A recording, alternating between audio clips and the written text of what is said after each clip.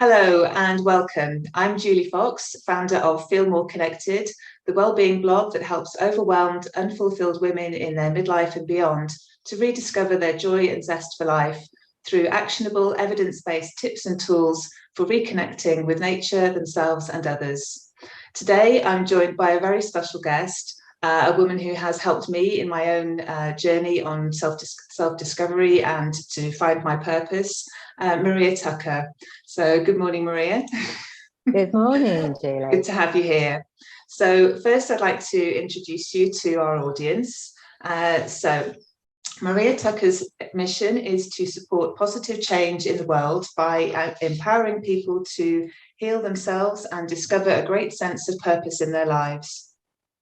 29 years ago, Maria's life was shattered by an accident that left her in a wheelchair for 2 years, during which time she lost everything: her marriage, her home, her beautiful horse, and her livelihood.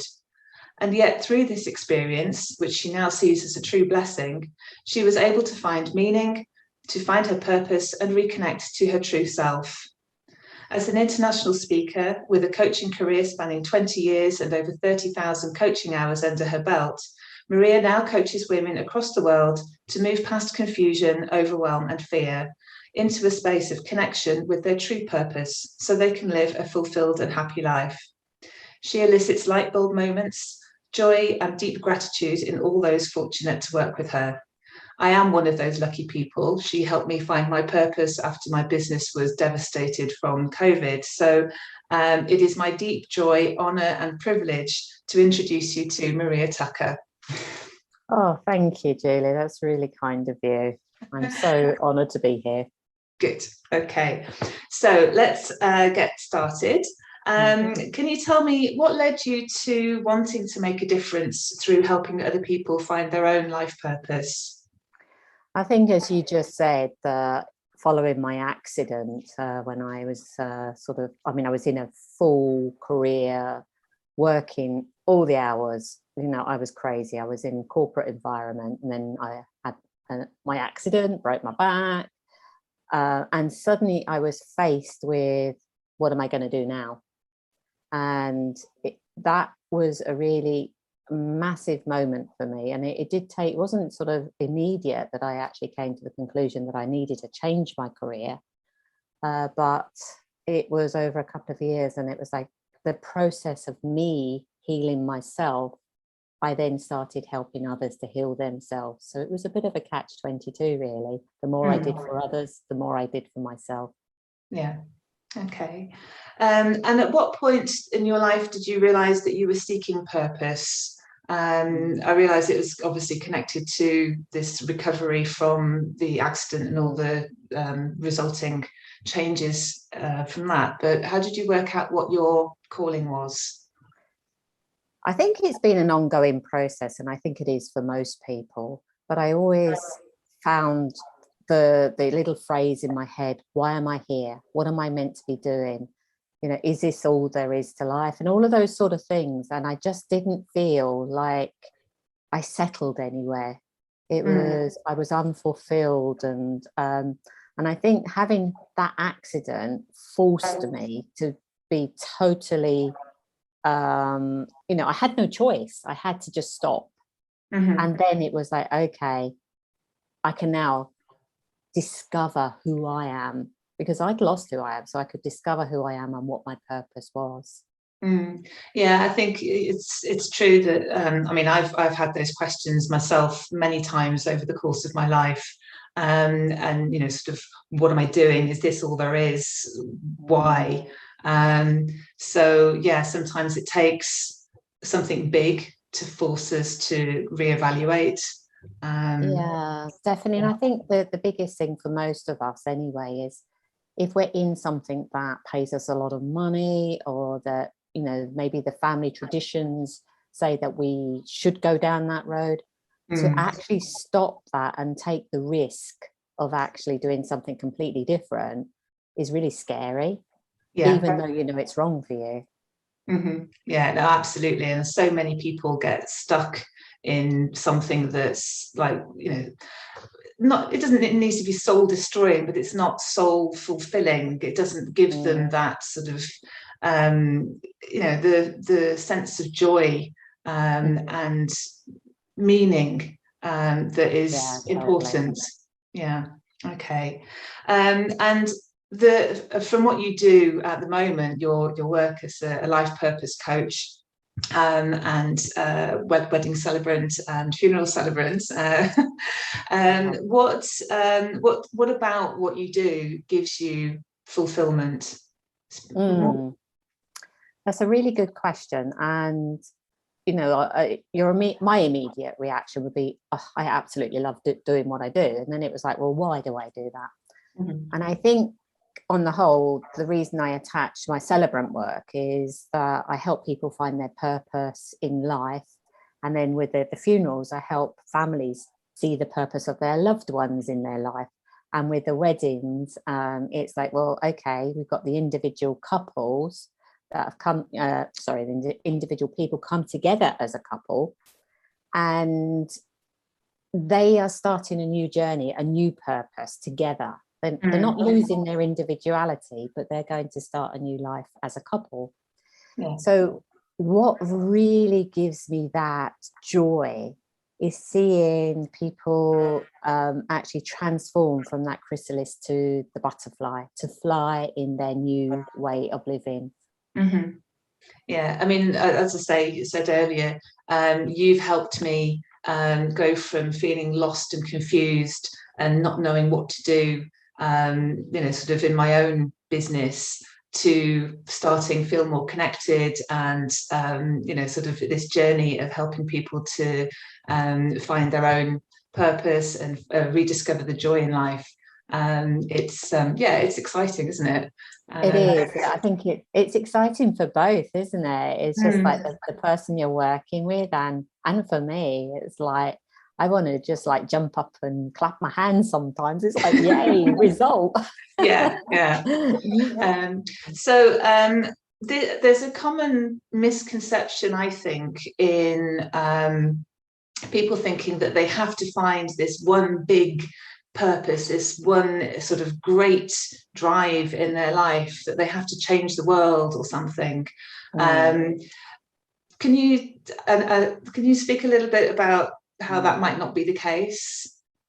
Yeah, definitely. I think there's a difference between your vision and your purpose. And your vision is something that you feel at any given moment in time is your bigger picture. However, your purpose can change on that road, if you like, towards that vision, because things happen in life. You know that there's bereavement, there's relationship breakdowns, there's loss of jobs, and there's generally life just doesn't behave sometimes. we have huge things that happen and little things. So it's finding the purpose in each given moment.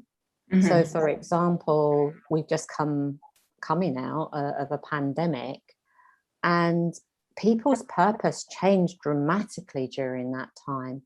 And, we've found ourselves with families that were homeschooling, and it was like, well, what do I do? Do I go to work and do my work, or do I sort the children out? And it's like, your purpose right now is to be a teacher. Mm-hmm. That's your purpose. Or if it was more important that they brought the money in, because that was, their bread and butter, their purpose was to be the breadwinner. And then the schooling can come later. So it's all about what are you being called to do right now? Yeah, I think that can help people sort of, because sometimes there's a sense of panic. I don't know what I'm supposed to do with my life. Knowing that purpose can be actually sort of really quite a small scope, within your own family. And that's enough. It's more than enough in some cases. So, yeah, thank you for that. Okay, so what's the most powerful thing that you might say to the 40-year-old you that says, what is this all about? Or there must be something better than this? The first thing I would say to do is stop. That we all keep going when we're feeling like, I'm going to work, I'm coming home, I'm going to work, I'm coming home, I'm doing the chores. Stop. Just stop. Mm. And then listen. Listen to what your inner self is saying to you, because that is the time when we need to get back into alignment with who we are, what we're supposed to be doing in this moment in time. Actually, there's no suppose. It is what alignment is. We just know what we need to do in that given moment of time. And so that we can be the person we were born to be. Mm. So stop and listen. Okay. And so stopping and listening, it's easy to say, but how do you listen? What does that mean? Okay. Have you ever experienced just a knowing that you need to do something? There's no rationalizing or anything, but you just know, maybe you just need to go and visit someone, or you need to ring someone, or that it's quite important to do something that day. Yeah, there have been times when I've just sort of, something's just popped into my head, or I've thought about something and I thought, no, I really must do that. Yeah. So that's your inner being having a conversation with you. Right. And, you know, it's really important that we do pay attention to that, because our intuition is immediate. It's just like that. And we know. But then our brain kicks in and it rationalizes, oh, but I can't do that because. Yeah, that little kind of voice in the head can get in the way of a lot of things, I've found. Yeah, and many people say, well, how do I know the difference between what my mind says and what my inner says?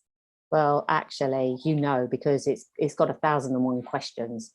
If you're questioning it, it's not your inner being. Right. Okay. So what you're saying is, like, sort of when it's really what's right for you, there aren't so many questions. It's just more solid in some way. It's more solid. Yeah, definitely. You don't question it. You just know it. You can't even, if someone said to you, well, why are you doing that? You probably wouldn't even know why. Yeah. You know, there is absolutely, you know, when I started doing the work that I'm doing, people, why are you doing that? And I said, I have absolutely no idea, but I know it's leading me on a fantastic journey. Right. Yeah, because at the time, I mean, 20 years ago, life coaching was, you know, people were like, what is that? Yeah, and to be honest, the first thing I did was actually Reiki before my coaching. And that again was, people were, wow, what's that? You know, that's a bit odd. And coaching, you're right, was an American thing. You know, people don't do that in the UK. Yeah, because I remember the first time I heard of someone that I knew who was training to be a life coach, and I was like, who are you to be telling anyone else how to live their lives? But that's obviously, now I know that that's not how it works. Okay. And so, I mean, we've talked a bit about sort of this knowingness, but are there any other steps that our audience can take to help them to discover meaning and purpose in their lives? Yeah, I mean, obviously, when there's a lot of stuff in the way, all the emotional baggage and everything else, that's where I come in to help people clear that. But the simple steps that people can do, which will help in stopping and listening, is to start your day well. Okay. And it really, if you have to get up 15 minutes, 30 minutes early to do this, it is worth its weight in gold. The rest of your day will flow. So it's about starting each day as if it's a new day. Okay. Not bringing the baggage from behind you. You can bring the good stuff, the good vibrations, but the baggage, leave it behind, because that energy is just not going to help you.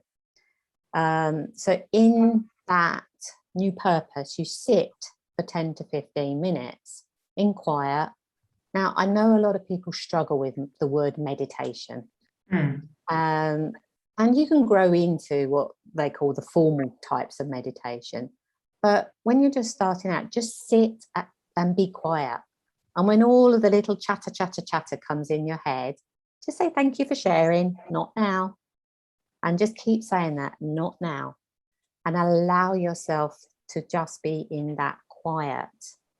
And in that quiet, you then set yourself 3 intentions for the day. So it's something that you will set that is achievable. And I'm not talking about goals, because goals are very masculine, if you don't achieve them, you feel bad, you feel like you've failed. So we're talking about intentions. So set yourself up for success and go, okay, what would my inner being like to do and achieve today? What feels right for me? From this space, what feels right? And then once you finish that, is to get up and move your body. Doesn't matter whether it's walking, dancing, just get the energy high. Okay. Now your objective is to keep the high energy throughout the day. And when you see your energy drop, is to get moving again. And maybe it is to go to the toilet in some cases, you know, if you're at work, you go to the toilet for 5 minutes and just breathe. Just breathe and go, what am I asking of myself right now? And it could be that I'm going to go out and have a walk. Mm-hmm. Okay. So, but what if you're really tired? Okay. So if you're really tired, actually in this new way of being is because you've been out of flow. Mm-hmm. If you're always in flow, that you can't be tired, because you're always doing what excites you, what you love doing, and you will be listening to your body. So you will be going, oh, okay, I actually need to sleep now, Mm-hmm. or I need a power nap now, or I need to go out now. So when you're in your flow, you don't need to replenish because it's already done. Okay. Yeah. But I'm just thinking that knowing from myself when I was kind of like on the border of burnout, I was so frazzled and I couldn't sit still. Every time I went into the garden for a cup of tea, I'd find myself weeding or doing something. I felt guilty for just sitting. I felt like I ought to be doing something because there was always so much to do. So I know it can really, really hard, one, to sit still, but then also when you're so exhausted that all you want to do is curl up in a corner and do nothing. And that's exactly what you should do. Right. Yeah. You know, if we have gone past the point of, you know, and I have been burnt out several times, so I know what that's like, is that we need to totally switch off. Our body is saying switch off, you know, like no books, no TV, no nothing, because we just need to totally replenish. And then it's really observing what you want at that moment, but then getting someone to help you with that, because burnout is one of the worst things to actually recover from, because you can't rationalize anything and you need a voice outside of your head. Yeah, because you've lost the rational thinking, haven't you? Yeah. Okay. No, I was just trying to think about, you know, the sort of apparent contradiction between movement to keep your sort of like energy going and feeling sort of utterly shattered.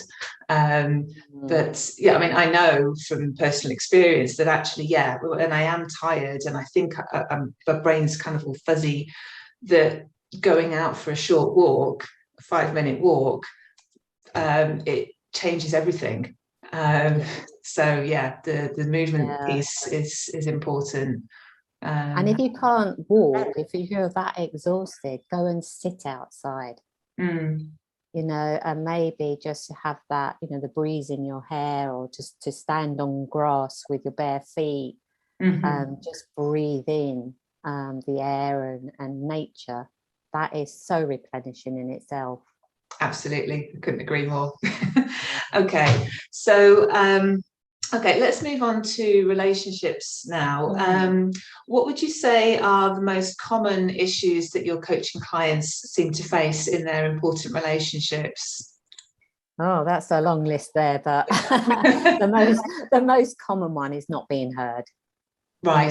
They're just not communicating. They're like missing each other all the time.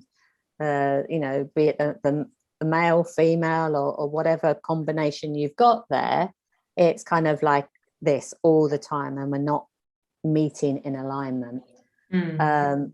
The biggest thing that actually comes up with that is I'm not good enough, because the arguments start and you don't do this, you don't do that, and so then they end up feeling really not good enough. Both sexes, it's just like it's the same in all combinations of relationships. So that's where the constant rows, and that becomes the treadmill. They can't get off that treadmill of arguing, pointing the finger. The other thing is having to do everything. Why have I got to do everything? Why don't you do your share? Yep. And then that leads to feeling like you've been taken for granted, and it's just your whole self-esteem goes out the window then, and sex then becomes a chore. And it's like, I'm so exhausted, I'm so tired, this really is not what I want. And so that goes out the window, which causes more arguments. Yeah. It can be tricky. Being in a relationship always has give and take, doesn't it? So if is there a common root cause for these issues, and if so, what would be the best piece of advice you could give someone who's facing these kind of challenges in their relationships? The most common thing for breakdown in relationships is communication. That is it. Like if we can communicate in the best possible way, and then we also have the differences between the way the masculine communicates with the feminine. Completely different way of communicating. So I think when you get to a point of where you're not listening to each other, is to have an independent voice outside of your heads, is to have someone that is completely neutral. And the biggest mistake I see is people going to their friends and relatives for advice, for that voice outside their head. And they've all got their opinions, they've all got their agendas, and it's not helpful. It's really not helpful to do that. You need someone that is actually completely independent of the relationship. I mean, are you talking like marriage guidance or something different? Marriage guidance has its place. Like in my marriage, I had marriage guidance, but there is limitations within marriage guidance. And I wouldn't say it actually gets to the nuts and bolts of what you need to do. I really, really think it's got its place, and I'm not, they do an amazing job. But I think that coaching has a really specific way of helping that communication level, but also what I call pulling the weeds out of where that person is coming from and where that person is coming from, all that baggage that's there, and then bringing together a fresh new relationship. Because most times when people come to me, they are well on the way to sort of like the divorce courts. I wish they'd come sooner, but so that relationship is almost gone. So it's like, okay, yeah, fine, that we can actually say it's gone, let's do that, put it aside, and now we're going to start a beautiful new relationship. Now, if that's not possible, then it's, there are some cases where it's not possible, but they actually leave each other with love. Right. And no bitterness in it, no sort of like using the children or any of that. It's actually a conscious separation. But for most of the time, they do rekindle that beautiful love that they had in the first place. Yeah, well, that's lovely. And would it have to be like the two of them together with you, or can you work with, say, just the woman, sort of, or one party, and actually help them sort of affect change that is beneficial for both? It's not just a biased thing, so that sort of one person gets everything they want, but the other person still feels that they're disadvantaged. Yeah, I think most of the time it's always a woman that comes and knocks on the door because they can see the value in the coaching. Sometimes through that, the man, through his own choice, will come as well. Or if it's same-sex partnerships, then the other partnership, will join in as well. I think every couple is very different. For most of the time, I'm working with the woman purely because it's not most of the time about their relationship. It's about them finding themselves. Because once you know who you are and what you need and how to have effective conversations with your partner, that actually is massive if you know how to communicate. And I also, would go over, well, how do you communicate with the masculine so that you're both in a win-win situation? Because it's not about getting one over your partner, it's about communicating effectively. Okay, so for example, I mean, one thing that crops up in my relationship with my husband is that there are times when both of us feel that we're the ones doing all the work and the other one's just sitting around doing nothing and twiddling their thumbs, and why is it always me? This kind of hard done by story. And sometimes, I communicate that well, and other times I don't. And also, my husband hasn't kind of, done any of this self-development work, so he just says it how he wants, and it sometimes kind of really gets my back up. So how can we? What should we do? So there's just a really simple little method here, and it goes across the board actually for many, many conversations. So if it's been going on for quite a while, you can actually say, I've noticed that every single week, so we're talking about the past, I've noticed every single week that I'm putting out the rubbish and I'm doing all the chores. And then you come to the present and you go, what I need is, okay, so this is where you get very specific about what you need. So what I need is for you to take the rubbish out every week, and let's sit down and share out the chores a bit better. And then you're actually saying, so if you're going to sit down and do the chores, then obviously you would make a date for that. But if it is actually, you're just actually saying one thing, what I need is, then you would actually say, is there anything that you need from me in order for you to be able to do that?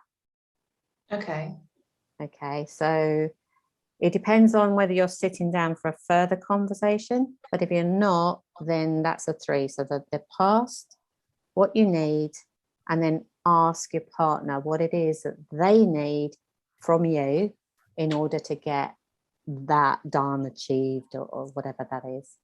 Right. Okay.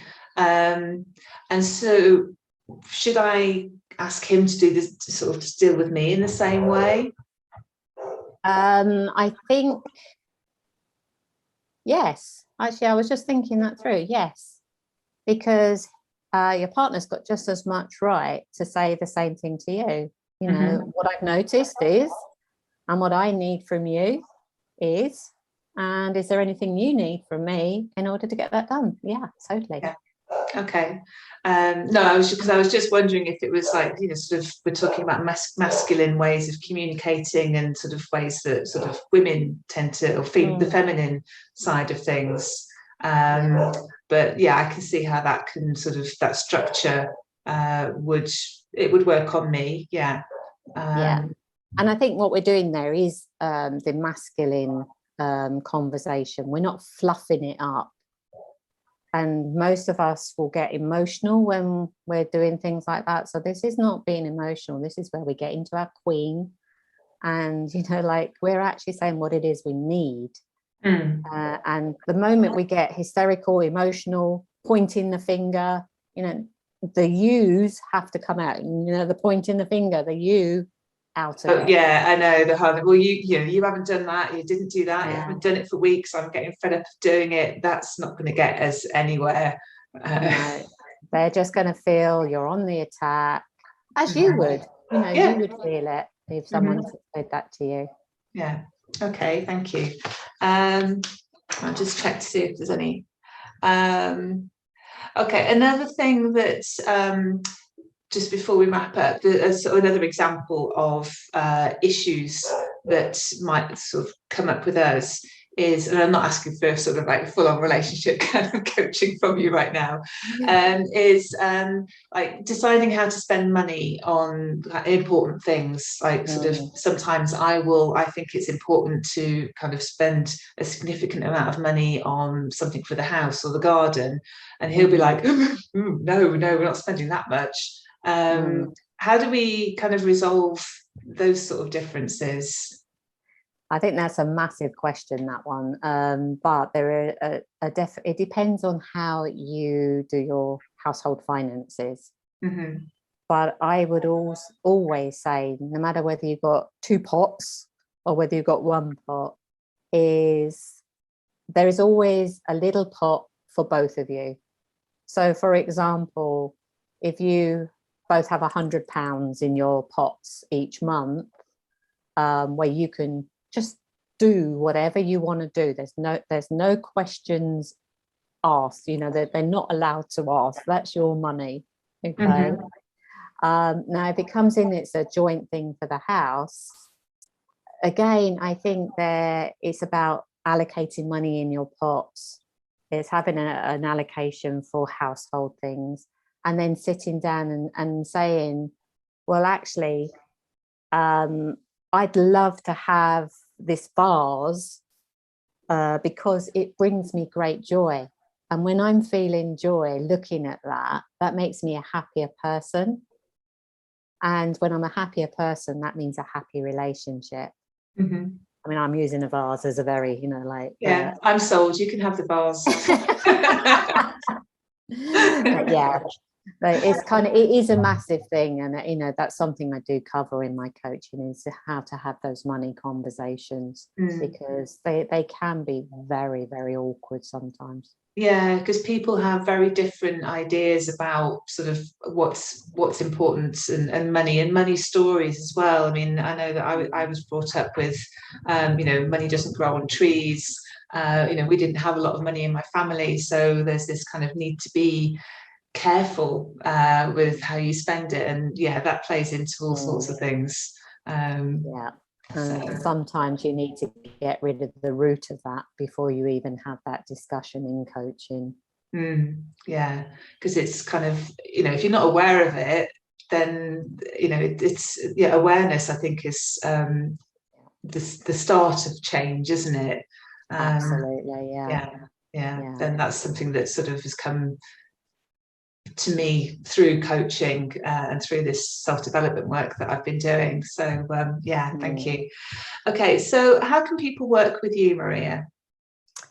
The first step for anyone that absolutely thinks, some of this resonates with me, is to just jump on a call with me, because I do a free Stop Stressing, Start Living call. Okay.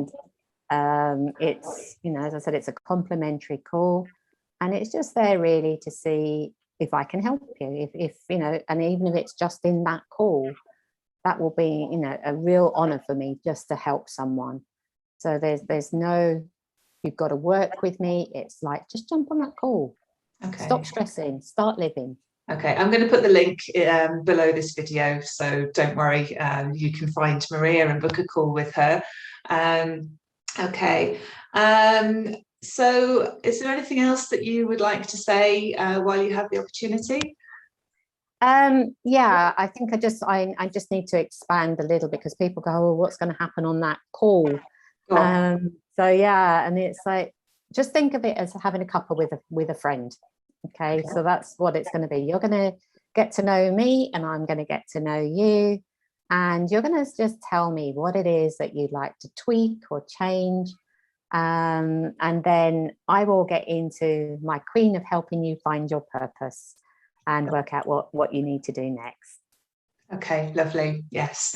Well, I encourage anyone who's looking for help with finding their purpose, needs help with relationships, basically anything about improving your life. Maria is your woman, or she is for me anyway. So thank you. And feel more connected. You can get connected at feelmoreconnected.com. Again, the details will be below the video. Okay, so thank you very much.